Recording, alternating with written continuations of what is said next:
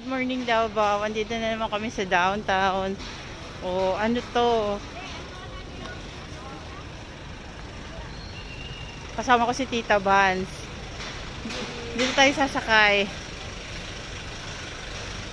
May pabubong sila dito. Wala naman sa sakyan dito. Doon na lang.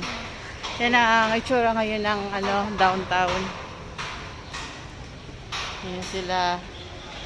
Ayan yung simbahan.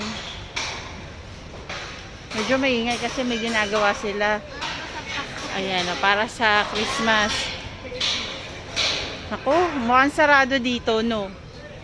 May mga, siguro may mga artista dito, no? Ayan guys, naayos nila.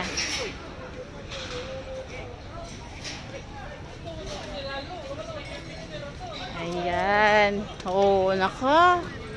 May mga party-party dito. Ayan guys, nakikita nyo, wala ng mga kable ng kuryente. O, ayan. O, diba? Yun lang.